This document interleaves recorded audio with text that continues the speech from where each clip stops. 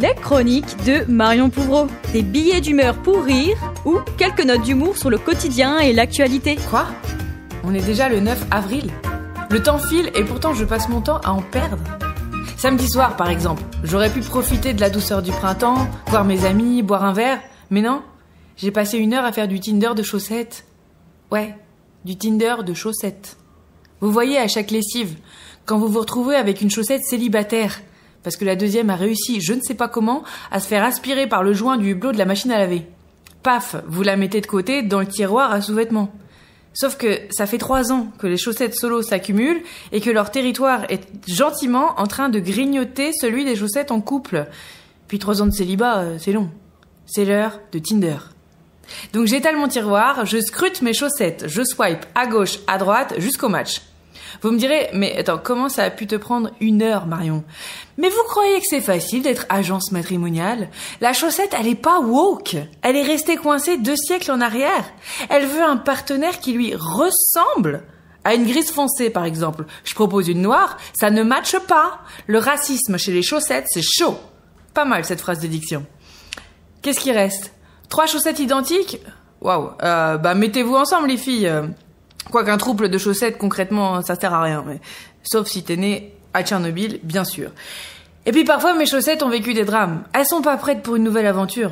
J'en ai une qui est veuve. Sa partenaire a eu un trou au talon. On a dû abréger ses souffrances. Son corps repose désormais dans ma poubelle et les moucherons locaux s'en servent de plaid.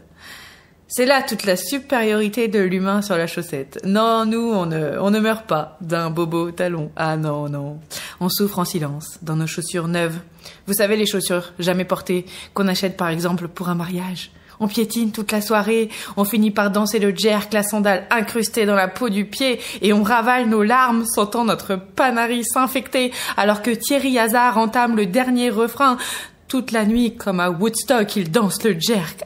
Aïe, il danse le jerk. Enfin là, je vous parle d'un souvenir de mariage, mais ça, c'était le bon temps. L'insouciance. En vrai, moi, j'en suis plutôt à l'âge où les couples commencent à divorcer. Mes potes se font jeter, comme des vieilles chaussettes. C'est bien, vous suivez. Mais vraiment, les chaussettes, elles nous racontent la vie de couple, en fait. Elles nous racontent les raisons qui font que la paire ne fonctionne plus. Passer trop de temps séparés, chacune dans sa basket, avec les retrouvailles seulement le week-end dans la machine à laver. Mais il y a du monde. Faut discuter avec les caleçons, ça s'emberlificote avec un fil de chemise. Jalousie! Pour peu qu'une blanche danse à côté d'une rouge, elle ressort toute rose, l'autre ne la reconnaît plus. Oh, t'as changé, Josette! T'es plus celle que j'ai connue. On formait un duo, une paire, et la paire, il y en a pas 2.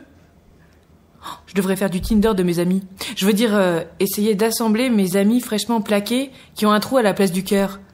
Ça rendrait mes samedis soirs moins solitaires. J'aurais moins l'impression de perdre mon temps. Et puis, ça serait joyeux. Allez-y, mes amis, trouvez chaussures à votre pied. Tant mieux si vous n'êtes pas de la même couleur. Et les trouples sont encouragés. C'est comme les chaussettes, du moment que vous arrivez à vous enfiler. Allez, à mardi prochain.